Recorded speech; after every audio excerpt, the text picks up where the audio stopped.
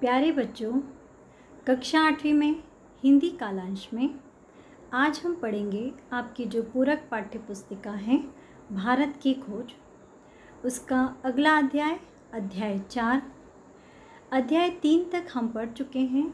कई शासकों के बारे में, कई संस्थापकों के बारे में, जैसे गौतम बुद्ध है, महावीर है, चंद्रगुप्त मौर्य है, ऐसे बहुत सारे शासकों के बारे में हम पढ़ चुके हैं। अब देखते हैं आगे अन्य शासकों और उनके साम्राज्य के बारे में हम जानकारी हासिल करते हैं और देखते हैं कि नेहरू जी हमें क्या जानकारी और उनकी पुस्तक के माध्यम से देना चाहते थे। अध्याय का नाम है युगों का दौर, जिसका उपभाग है गुप्त शासन में राष्ट्रीयता और साम्राज्यवाद। मौर्य साम्राज्य का अवसान हुआ और उसकी जगह शुंग वंश ने ले ली, जिसका शासन अपेक्षाकृत बहुत छोटे क्षेत्र पर था। दक्षिण में बड़े राज्य उभर रहे थे और उत्तर में काबुल से पंजाब तक बाक्ट्री या भारतीय यूनानी फैल गए थे। मेनांडर के नेतृत्व में उन्होंने पाटलिपुत्र तक पर हमला किया, किंतु उनकी हार हुई। खुद मेनांडर पर भारतीय चेतना और वातावरण का प्रभाव पड़ा और वह बौद्ध हो गया। वह राजा मिलिंद के नाम से प्रसिद्ध हुआ। बौद्ध आख्यानों में उसकी लोक प्रसिद्धि लगभग एक संत के रूप में हुई। भारतीय और यूनानी संस्कृतियों के मेल से अफ़गानिस्तान और सरहदी सूबे के क्षेत्र में गांधार की यूनानी बौद्ध कला का जन्म हुआ। हमने इसके पिछले भाग में पढ़ा था चंद्रगुप्त मौर्य के बारे में और मौर्य साम्राज्य के बारे में। अब हम देख रहे हैं कि यहाँ पर जो मौर्य साम्राज्य है वो यहाँ पर समाप्त हुआ और उसकी जगह कौन सा वंश आ गया? शुंग वंश आ गया, जिसका शासन जो था मौर्य साम्राज्य की अपेक्षा बहुत ही छोटे क्षेत्र तक सीमित था। दक्षिण में एक और देश के बड़े राज्य बन रहे थे और उत्तर में काबुल से लेकर पंजाब तक बाक्ट्री या भारतीय यूनानी फैल गए थे। यानी भारतीय जो यूनान से जो लोग आए थे, अब वे भारतीय यूनानी हो गए थे। वे अपना राज्य, अपना साम्राज्य फैला रहे थे। उनमें था मेनांडर के नेतृत्व में या प्रतिनिधित्व में उन्होंने यानी भारतीय यूनानियों ने पाटलिपुत्र तक पर हमला कर दिया, किंतु क्या हुआ? उनकी हार हो गई। खुद मेनांडर पर भारतीय चेतना और वातावरण का प्रभाव पड़ा।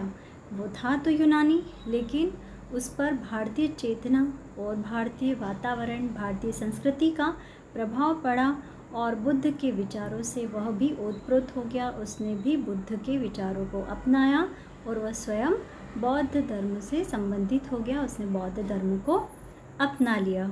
वह राजा मिलिंद के नाम से प्रसिद्ध हुआ। जब वे पूरी तरह से वो बौद्ध बन गया तो उसका नाम बदल कर क्या हो गया? राजा मिलिंद हो गया। बौद्ध आख्यानों में उसकी लोक प्रसिद्धि लगभग एक संत के रूप में हुई। उसका जो स्वरूप था वो पूरी तरह से बदल गया। एक संत के रूप में लोग उसे जानने लगे।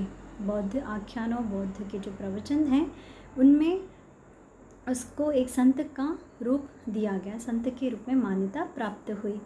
भारतीय और यूनानी संस्कृतियों के मेल से, भारतीय और यूनानी संस्कृतियों का आपस में उस समय मेल हुआ, मिल गई वे, और अफ़गान और सरहदी सूबे के क्षेत्र में गांधार की यूनानी बौद्ध कला का जन्म हुआ।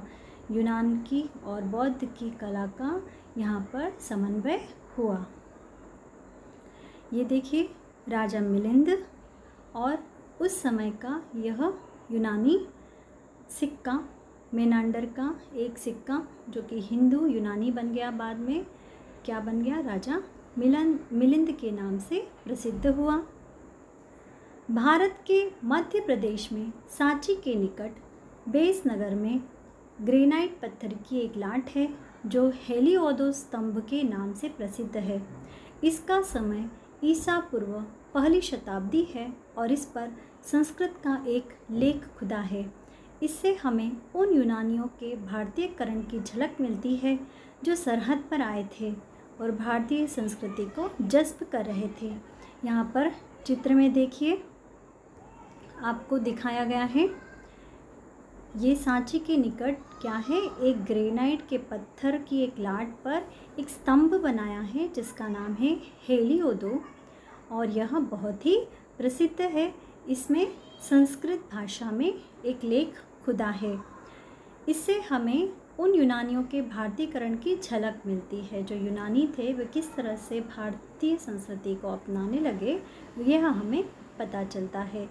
जो सरहद पर आए थे, जो किससे आए थे, सरहद से आए थे और भारतीय संस्कृति को जज्ब कर रहे थे, उन्होंने भारतीय संस्कृति को अपना लिया था।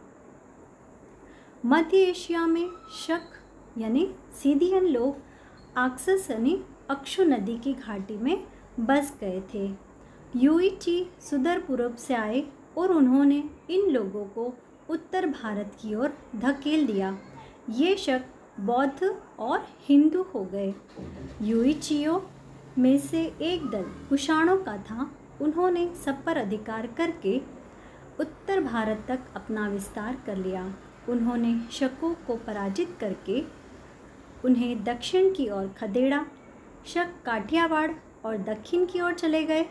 इसके बाद कुषाणों ने पूरे उत्तर भारत पर और मध्य एशिया के बहुत बड़े भाग पर अपना व्यापक और मजबूत साम्राज्य कायम किया। उनमें से कुछ ने हिंदू धर्म को अपना लिया, लेकिन अधिकांश लोग बौद्ध हो गए। उनका सबसे प्रसिद्ध शासक कनिष्क उन बौद्ध कथाओं का भी नायक है जिनमें उसके महान कारनामों और सार्वजनिक कामों का जिक्र किया गया है। यहाँ पर बताया गया है कि मध्य एशिया में, अभी हम दक्षिण की बात कर रहे थे, अब मध्य एशिया में शक लोग जो थे और उनको सीदियन भी कहा जाता था, आक्सस यानी अक्षु नदी की घाटी पर बस गए। फिर युइची जो लोग थे वो पूरब दिशा से आए थे और उन्होंने ये जो शक लोग थे उन्हें उत्तर भारत की ओर खदेड़ दिया, धकेल दिया। ये शक जो थे वो बौद्ध हो गए, कुछ बौद्ध हो गए, किसी ने हिंदू धर्म को अपना लिया। युइचियों में से एक दल, अब ये जो युइची थे इनमें से एक दल कुषाणों का हो गया। उन्होंने सब पर अधिकार करके उत्तर भारत तक अपना विस्तार कर लिया। काफ़ी विस्तार उन लोगों ने भी अपना किया, अपना साम्राज्य फैलाने का प्रयत्न किया। उन्होंने शकों को पराजित करके उन्हें दक्षिण की ओर खदेड़ा और फिर क्या किया, उन्हें दक्षिण की ओर जाना पड़ा। शक जो थे वो काठियावाड़ और दक्षिण की ओर चले गए। किससे डर के? युइचियों से डर के। इसके बाद कुषाणों ने, जो युइचियों का ही एक भाग था, पूरे उत्तर भारत पर और मध्य एशिया के एक बहुत बड़े भाग पर अपना व्यापक यानी विस्तृत और मजबूत साम्राज्य कायम किया। उनमें से कुछ ने हिंदू धर्म को अपना लिया, लेकिन ज़्यादातर लोग बौद्ध धर्म को मानने वाले हुए। जो कुषाण थे उन्होंने पूरे उत्तर भारत और मध्य एशिया का एक जो बड़ा भाग था उसको अपने कब्ज़े में कर लिया और उनमें से कुछ लोगों ने हिंदू धर्म को अपनाया, पर ज़्यादातर लोगों ने बौद्ध धर्म को अपनाया। उनका सबसे प्रसिद्ध शासक कौन था? कनिष्क था।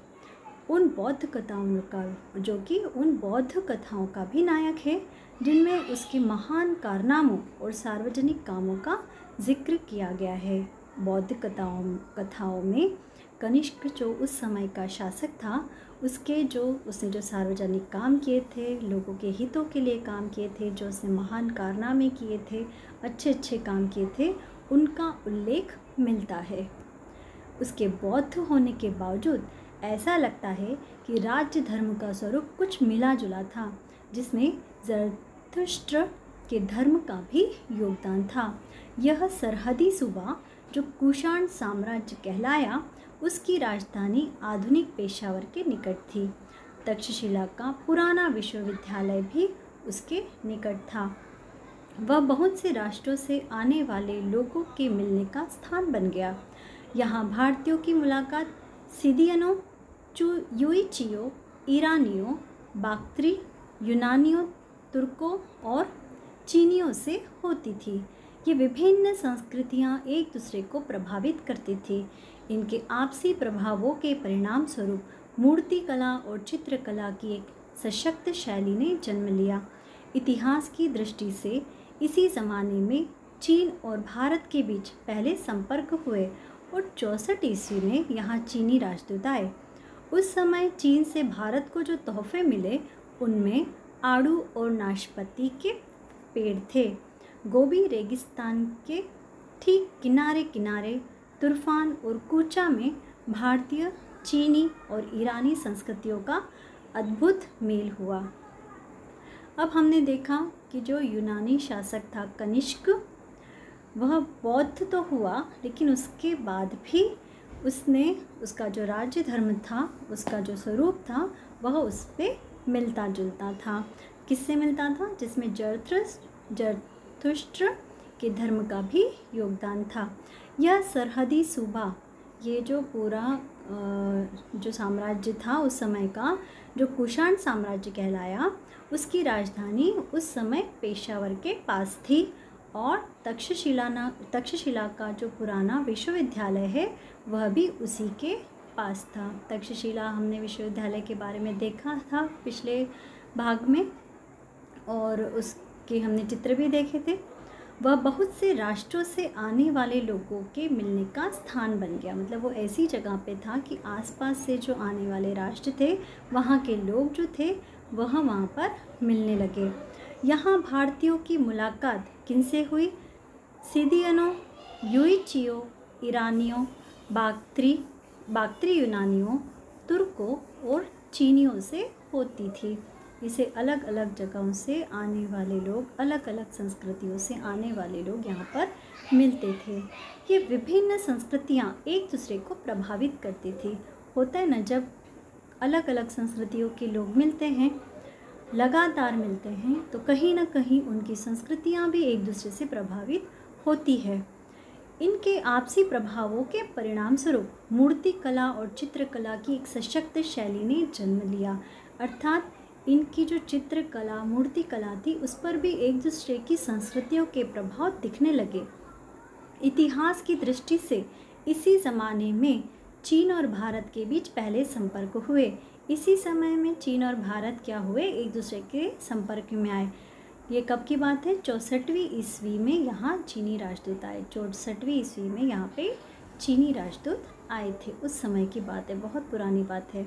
उस समय चीन से भारत को जो तोहफे मिले उनमें आड़ू और नाशपाती के पेड़ थे। ये देखिए चित्र में आड़ू और नाशपाती, ठीक है। गोबी रेगिस्तान के ठीक किनारे किनारे तुर्फान और कूचा में भारतीय, चीनी और ईरानी संस्कृतियों का भी अद्भुत मेल मिलता है।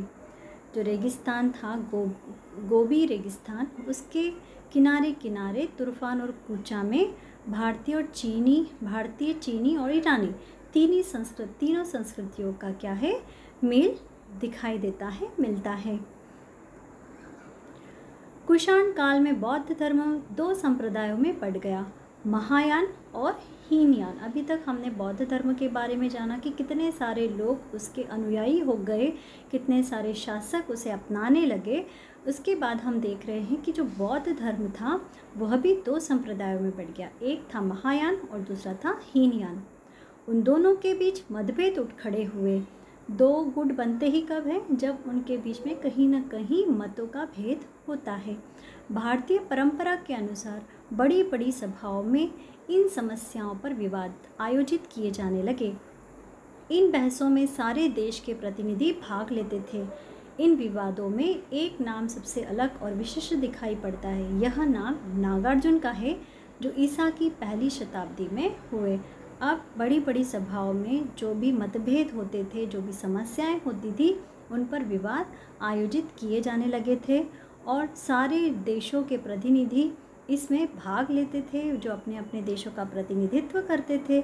और इन विवादों में सबसे एक अलग ही नाम जो उठकर आया वह था नागार्जुन का, जो ईसा की पहली शताब्दी में हुआ। उनका व्यक्तित्व महान था। वे बौद्ध शास्त्रों और भारतीय दर्शन दोनों के बहुत बड़े विद्वान थे। उन्हीं के कारण भारत में महायान की विजय हुई। महायान के ही सिद्धांतों का प्रचार चीन में हुआ। अर्थात ये जो नागार्जुन थे वो महायान को के समर्थक थे, उनके आदर्शों पे चलते थे। वे बौद्ध शास्त्र और भारतीय दर्शन दोनों के क्या थे, बहुत बड़े विद्वत्ता थे और उन्हीं के कारण महायान की विजय हुई। महायान के ही सिद्धांतों का प्रचार चीन में हुआ। लंका और बर्मा, यानी वर्तमान में लंका है श्रीलंका और बर्मा यानी म्यांमार, हीनयान को मानते रहे। कुषाणों ने अपना भारतीयकरण कर लिया था। वे भारतीय संस्कृति के संरक्षक हो गए थे। फिर भी राष्ट्रीय विरोध की एक अंतर्धारा उनके शासन के खिलाफ बराबर चल रही थी। जो कुषाण थे अब वे भारतीय संस्कृति को अपनाने लगे थे। यही नहीं, वे भारतीय संस्कृति के संरक्षक भी हो गए थे, उसकी रक्षा करने वालों में से थे। लेकिन होता है ना कहीं एक गुट तो होता ही, एक विरोधी गुट। तो इसी प्रकार फिर भी राष्ट्रीय विरोध की एक अंतर्धारा उनके शासन के खिलाफ बराबर चल रही थी। कोई जो था उनका विरोध कर रहा था। बाद में जब भारत में नई जातियों का आगमन हुआ तो ईसा की चौथी शताब्दी के आरंभ में विदेशियों का विरोध करने वाले इस राष्ट्रीय आंदोलन ने निश्चित रूप ग्रहण कर लिया। एक दूसरे महान शासक ने, जिसका नाम भी चंद्रगुप्त था, नए हमलावरों को मार भगाया और एक शक्तिशाली विशाल साम्राज्य कायम किया। यहाँ पर एक और चंद्रगुप्त है, ये चंद्रगुप्त मौर्य नहीं है। चंद्रगुप्त दूसरे एक महान शासक हुए। इन्होंने नए आने वाले जो हमलावर थे उनको मार भगाया और एक शक्तिशाली विशाल साम्राज्य की स्थापना की। इसका जो अगला भाग है वह हम अगले कालांश में पढ़ेंगे।